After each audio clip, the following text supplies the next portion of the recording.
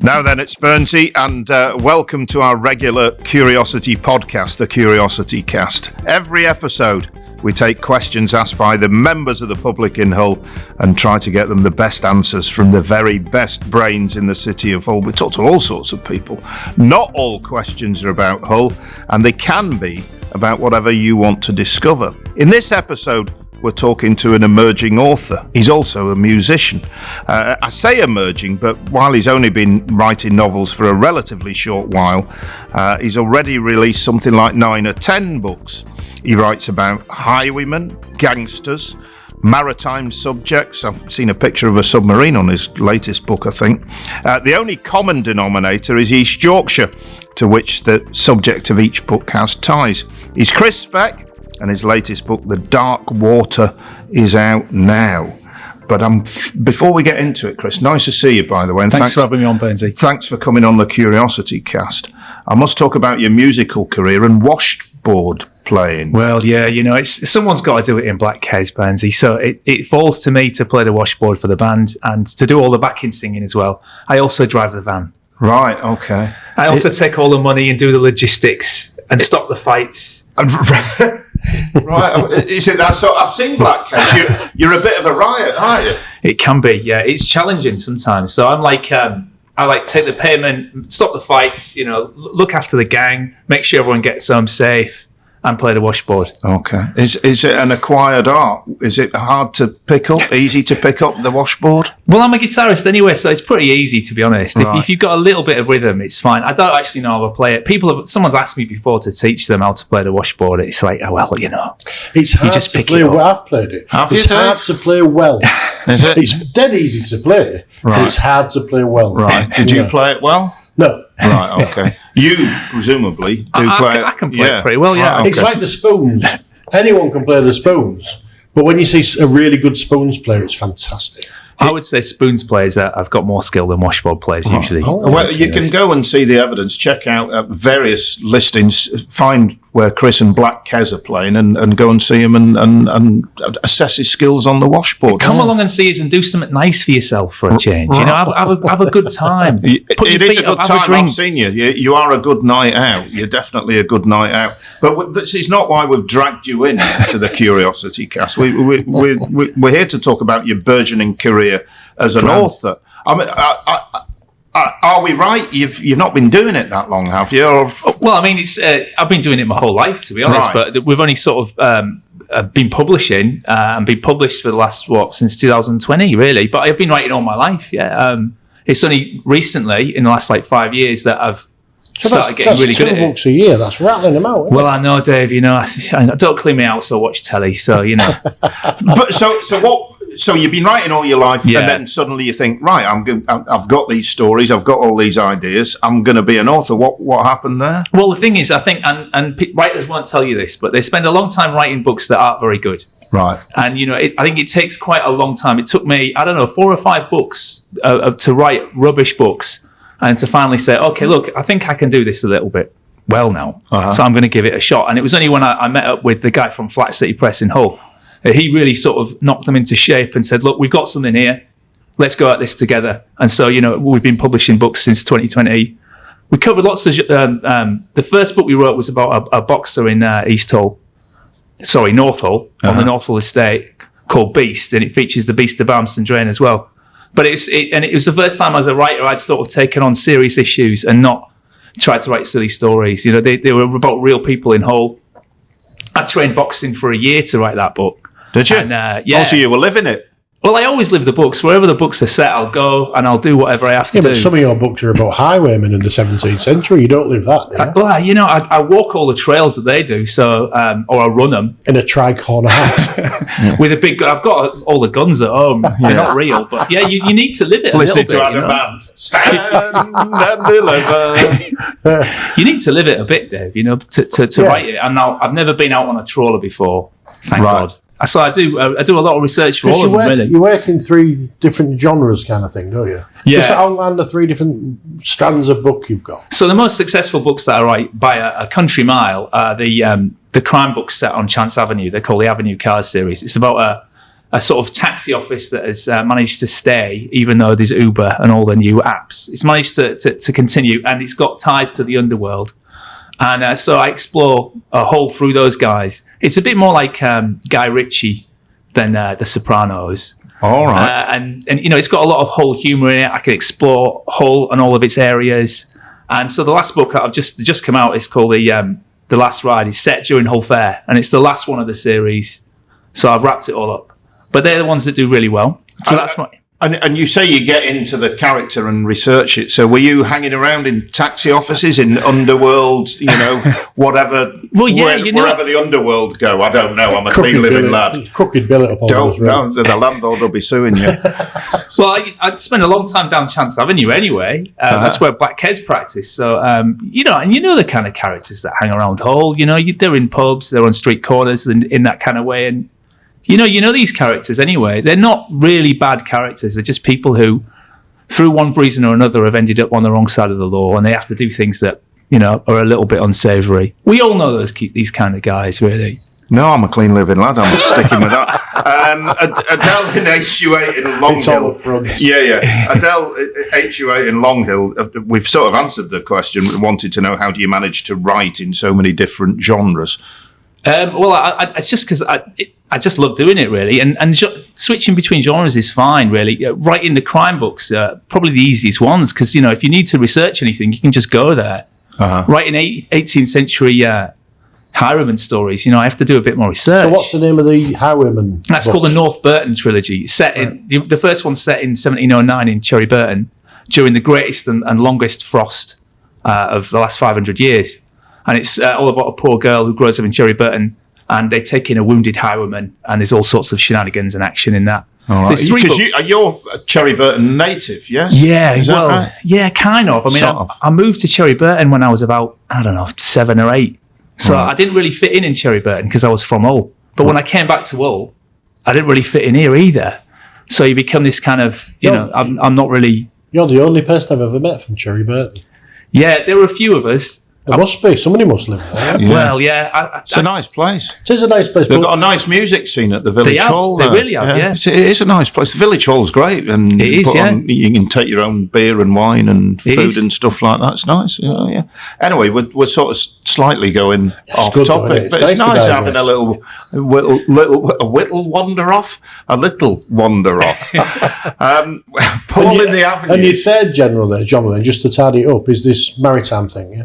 Yeah, so I wrote a book. One of my first books actually was called The North Sea Tale. It's a 1974 murder mystery set on a Hull trawler. Right. I just wrote it because I thought it was an interesting subject, and I really researched the fishing community off Hesle Road. I love it, and I loved it. So I wrote another one just recently. That just came out. That's called The Dark Water. It's set in 1914, just at the start of the First World War, about a Hull trawler up against the U-19, a German U-boat. I know I get excited. I love submarine movies. I'd never go on a submarine, but there is a picture of a submarine. Oh yeah, I love submarines, Burnsy. They're great. Especially First World War submarines, because they're absolutely rubbish. You're basically in a tin can. Right. You can only go underwater for 2 hours. You've got like not lithium batteries. They've got chlorine batteries. If you get any water in them, you're all dead.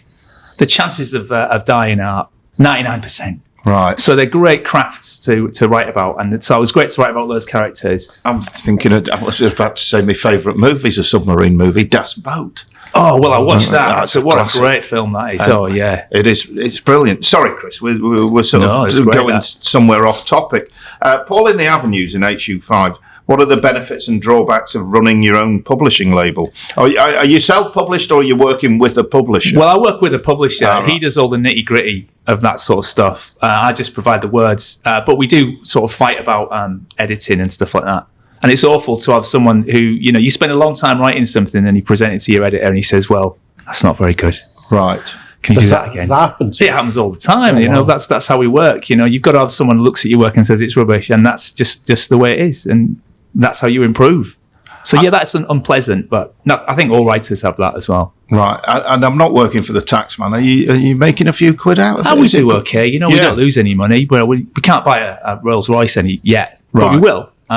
We've done all sorts of things. We sold the films rights to North Sea Tale Have you? Yeah, a long time ago, maybe 2 years ago now, we sold it to a filmmaker down in London and out of Cornwall. They were going to set it in Scotland. Right. And, things are stalled, things don't go right. So that's on the back burner now. But yeah, what's that was the scary. premise of the book then, that the filmmaker thought this will make a great film? Well, it was the fact that I think they're just in love with the sea and they wanted a story that was completely male. And it's actually a female director who was going to direct it. Right. And she's really interested in this sort of hard man male culture that she doesn't think gets a look in modern media. And so she was really interested in that. And, she wrote the screenplay and everything. It was kind of like, it's nice to talk to someone who's actually successful. I'm going to ask a stupid question, one of my famous stupid questions. Do they have mixed-sex submarines, or is it all men? I think it will do now, but back in the day, no chance. No, in the old days, no. But these days, yeah, of course, I think. Yeah, Do they? Yeah, there is, because there was, I'm sure there was a case that made the papers of male and female interaction on submarines that made the, that kind of interaction. Yes. Have you been looking at them films again? No, that's not in Das Boat or The Hunt for Red October or anything like that. Anyway, we shall move on. So what's the film that North Sea Tale? We need, just in case somebody comes up with the money, presumably. Yeah, we'll make the film. Yeah, she'll make it. Yeah, that's good. Scary, isn't it? Yeah. Yeah, that's really excellent. But she did say to me, Burnsy, she said, "Look, I think I'll move it out of Hull. Are you okay with that?" And to our answer to that is, well, I don't know. How big's the check? Well, it could be that. It's the difference between getting something made and getting something not made. Yeah. So because it can be about the financing and stuff. They might find that the Scottish Film Board is looking for Scottish set novels. So. But the other thing is, North Sea Tale is a real Hull book, because all the Hull traditions of the trawlermen, they're all in that book. And I spent a long time researching that. And so if they're going to pinch it all and say that's Scottish, that's maybe not true, So yeah, but it's kind of. But if that takes you into getting your books commissioned for film and things like that, then somewhere along the line. Now, I'm still not the tax man, but your accountant would say to you, do it. And it's worth doing. It'll just be the same. They're all wearing kilts, is all. I can't think kilts are very safe in a submarine, are they? I wouldn't have thought so. All them ladders. But yeah. There's a comedy sketch to be had in that. What a strange podcast this is. Chris Speck, author and musician, is here on the latest episode of the Curiosity podcast. And Anne in Willoughby in HU10 wants to know who does the artwork for your books. And Dave and I were talking off air earlier, and really impressed with the social media films and what have you. So we'll talk about the artwork for the books first, and then come to the social media films and promos. So the artwork is usually photos that we've taken and messed about with. Right. So there's so many things and packages on the internet, and you can make anything look like anything else. So that's the front covers are basically our photographs, because we own the copyright. We don't have to pay anyone for them. Right. So yeah, well, he makes all the covers for us as well, and he does lots of the artwork for these ones.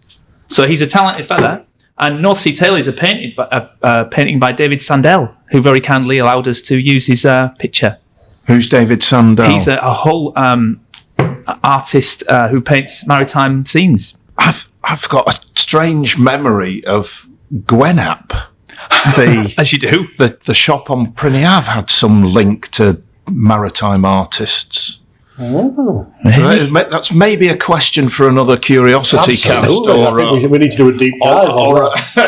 Back to submarine movies. Yeah. And indeed back to Gwenna. Yeah. Don't go there. Don't go. But yeah, anyway, we're moving on. For our younger listeners, we should maybe... No, we won't explain what Gwenna was. Explain. No, we'll leave that. Thankfully. There's an urban myth perhaps to be explored there. Or maybe I've just invented one. So we talked about the artwork on the books, Chris. Help us out here. Yeah. The little promo films. The little promo films on social media. Tell us about them. The little promo, they're done by my editor as well. And he's been telling me he uses some of these AI generators. Right. And, you can make little films on it. You have to use it sparingly. But yeah, you can make if you take a picture, you can upload them into one of the websites, and they will make a little 6-second animation for you. I thought when I saw them, I thought I couldn't believe that they were AI. Yeah, I know. Absolutely fantastic. But you've got to be careful with them, and you've got to be creative with it. So I think the one that you saw, Dave, was just a bit of rubbish blowing down the street. And there's another Very one where simple. there's I think it's somewhere down the Jukeries, and it's a fox appears and then a figure appears. Oh yeah. That, really nice. Yeah, really, I mean it's powerful. I mean, stuff. the fox had 7 legs. No, you've got to. So they're all done with AI then. Yeah, he does them with AI. As I say, you've got to be a bit careful, and it's not something that happens straight away. You've got to. I think he's got to do a lot of iterations of the program. But it gives the effect of the whole thing being big budget. If that makes sense. Yeah. It's the kind of thing you'd see from one of the big publishers. Yeah. So but the power's in your hands in a lot of ways in these days, because you can do a lot of things with computers. Same with music as well. My kids have got a computer in their bedroom and they can bang out hits. I listen to it in the car and think, well, where'd you get this from? Because your daughter's Billie Eilish, isn't she? Not far off it, to be honest. She's getting there. And so, yeah, they make tunes. And I said, well, where'd you get this from? They said, oh, well, I made it this morning. You go, really? With the drums and the bass and the singing? Yes, I did it all. Wow. So you can do a lot of stuff on your own if you just train yourself a bit. Yeah. And it's more punk these days than it's ever been in some ways. You can do the stuff that previously you could never do. Garage band and all that. Yeah, it's powerful. DIY stuff, the punk ethos. I mean, that's what Black Heads do. I mean, it started from us, really, I don't know, 10 years ago. Me and JT were talking to each other and we said, well, will we ever get signed, do you think? And we looked at each other and we said, no. And so he said, well, why don't we invent our own record label? And so we said, yeah, let's do that. So you've got a record label? Yeah, we run it, yeah. Right. And we even run it for other people as well, or we have done in the past. So you can do these things if you're just brave enough and punk enough to say, well, I'm just going to have a go. It's fantastic. By the way, take the kudos on the visual stuff, because I mean, Dave is a professional filmmaker. Yeah, He's very impressed with it. Man of quality in terms of professional filmmaking. I'm also and everything. very impressed that the spirit of punk seems to have been safe. I like that. Safe in Cherry Burton. I was expecting that. Definitely. Well, if we don't do it, no one else is going to do it. And you're not going to have a good time unless you have a good time yourself. So were you of an age then to be inspired by punk? Yeah, kind of. I mean, sort of the Pogues were my thing. And being a guitarist as well and being in bands, it sort of made me think, well, I don't have to wait for anyone to teach me how to do this. I'll teach myself. Right. And so that's the spirit with which we approach the books and the band and the music. You can do it. Yeah, I like the ethos. I'm too lazy to do it, but and lack your obvious talent. So I think it's quite fun. I think it's quite fantastic. Pam in Bransome says, don't you find it restricting to just write about the East Riding? Not at all. No, there's loads of stuff in the East Riding. It's just full of stories and people and interesting characters. It's just full of it. I mean, everywhere you look, there's some sort of history, or there's some sort of character. Even going into Home Bargains now, an old lady pushing a trolley, you're thinking, she's a character. So that's the next trilogy, the Home Bargains trilogy. Yeah. Off a trolley. Pound shop. Are you guys, you're doing it yourself, look. Yeah. The Pound Shop series. But Hull's full of everything. It's full of history and great characters. So no, I'm not constrained writing just about I suppose as well when you're writing about highwaymen, you've got the entire history of the ride. Definitely, yeah. And also you can bend history a little bit. So you can shoehorn things in that perhaps didn't happen, which is nice. Are you one of these fellas then that sits in the pub and listens to other people's conversations? Dave, I will do, Yeah. I will do that. Yeah. I will listen to your conversation, or if I'm chatting to you, you might find that I ask more questions than I ask more than I tell. Right. So it's just not going to work on this podcast. Usually, I just ask questions and people talk to me, and I listen to it and make a little mental note, or do you carry a notebook round? No, I don't carry a notebook. If I have to write it down, it's not worth remembering. So I just remember, and if it's interesting, it'll stay there. And where are you going next with this? Are you staying with the 3 genres, or are you sort of pushing elsewhere? What are you doing? I've got to finish my the trilogy of the seafaring stuff. So I'm writing a whaling book. It's hard. Right. So I'm starting the research on the whaling book. I'll be writing another Avenue Cars one set in the Queen's pub. The Queen's pub, yeah. And there'll be some sort of murder in the Queen's. It'll be set in Halloween. I've already got the landlady, but I need to talk to her a lot more. So I'll be writing that next, I think. It should come out in October. Right. And so how long does it take you to to write a book then, from idea to actually turning up in the physical form? It depends, really. If I'm really into it, it'll take me about 5 months probably to write one, and then to edit it and to get all the artwork and to think about it and to have the editor tell me I've done it wrong. That'll take another couple of months. So probably 9 months probably to do it. Right. Because Vicky, who's in Willoughby, HU10, wanted to know how come you can write so quick. Well, it's kind of what I do. People never go up to gardeners and say, "How come you can cut your grass every week?" Yeah. Just because I'm a writer, it's my hobby and it's what I enjoy doing. I don't go watch footy. I don't watch films particularly. I just read and write. And so, yeah, it's my hobby, and that's how I can write so quick, really. I love it. It's my passion. And did you have this, presumably you had this talent at school, did teachers say to you should be a writer? Did you even think that? Or? Yeah, I did. But, I used to get kicked. I remember getting kicked out of class for writing things that, they didn't want me to write, like Attack of the Werewolf was too gory, or so that I didn't want to write what they wanted me to write. So, but yeah, I used to enjoy it at school. And is there a character that goes through all the books? Obviously, the highwayman's not going to turn up down the avenues in the taxi office. I say obviously, but you don't know. But is there a lead character? You could have a Baldric type who turns out throughout each one in a different version, in different ages. No, I don't think you could. No, well, he might. Yeah. Well, if you read the whole lot, they are connected, and some of the characters who are in the modern books are in the old books as well. But their fathers or their grandfathers, so they are connected. So you're building a spec universe, kind of, yeah. But it didn't really plan it that way. It just kind of happened. So yeah, some of them are related to each other. If you read the books, and some people really read them carefully, and they'll say, "Is that X's grandfather?" Right. So yeah, it is. And so some of them are linked. Yeah. So, do you have a good following then? Loyal readers? Yeah, now, kind of.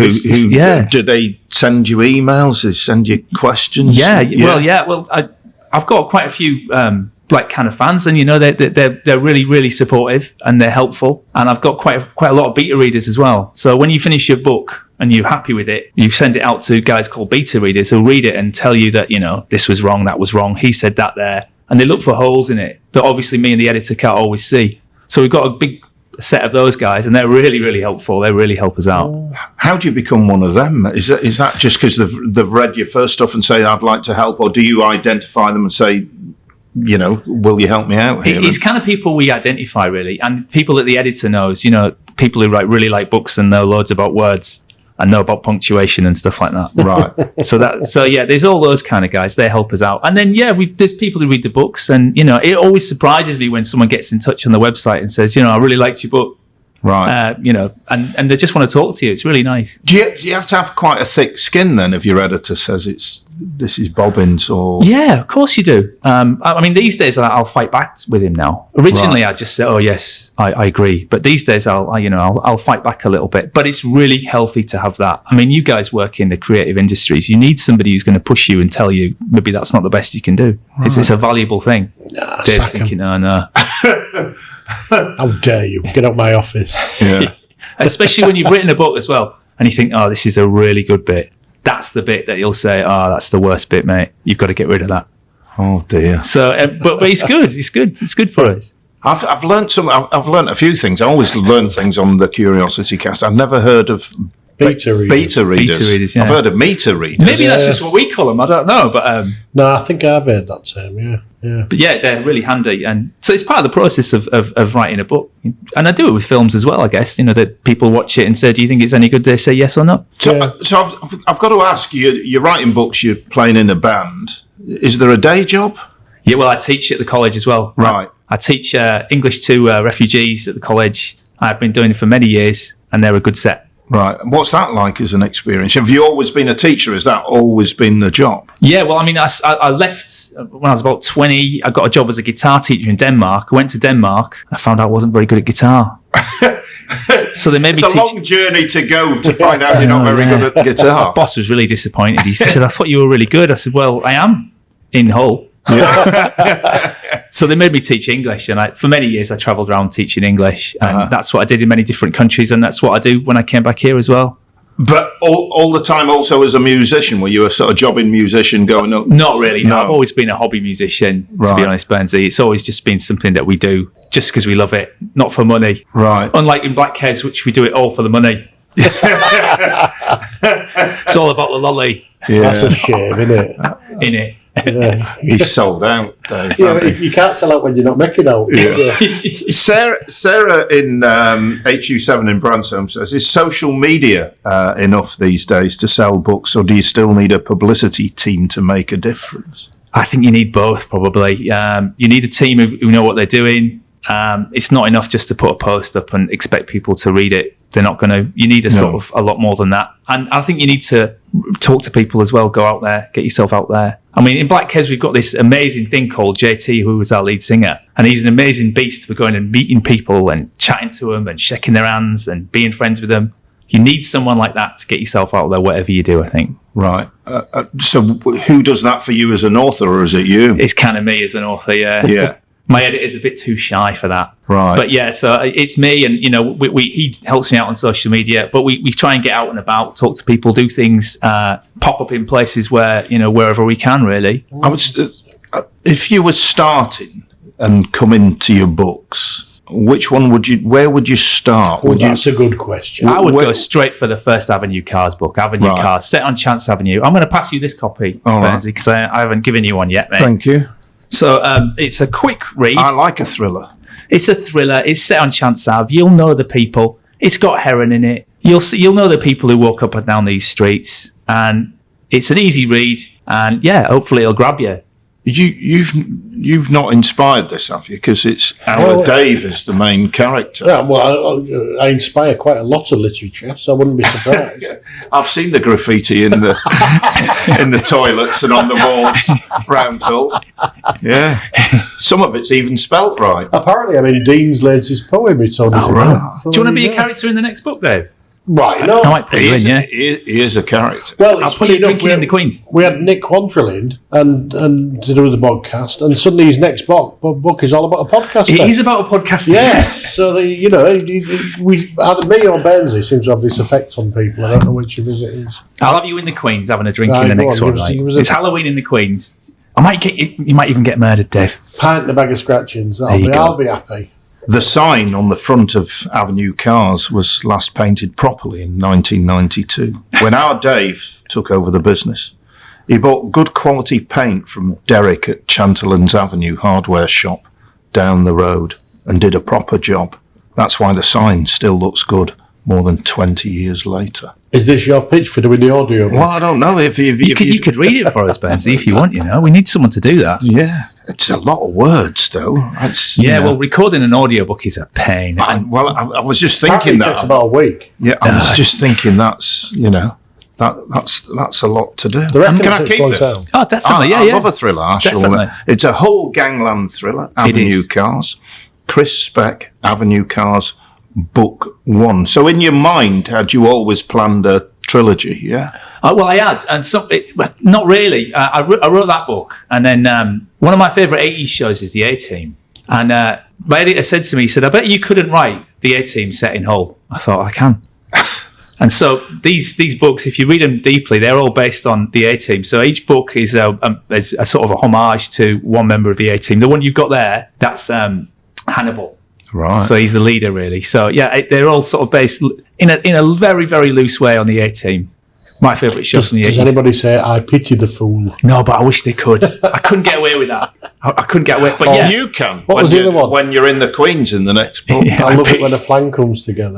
Great stuff. The A-Team. It's such a great show. Chris, it's been a joy. Thank you very much. I hope that the woman that's got the film rights finally gets around to making the film. Too. Yeah. Me and Dave are available to play any parts. I've got a kilt. Do you fancy going on a trawler though? It's a bit of a long shot. Right. Okay. So that one's gone. Green screen it. Yeah. Thank you very much for coming on the CuriosityCast. Good luck with Black Kes. Good luck with the books. And the film rights. Our guest on this episode of the CuriosityCast was Chris Speck. You can find out more about all of his books via www.chrisspeck, 2 S's in there, .co.uk. And remember, you can ask questions and seek answers on the Curiosity website, www.curiosityhull.co.uk, or follow and friend us on all the socials where we're Curiosity Hull on all the main feeds. We'll be back very soon with more quality answers to whatever question you'd like to ask.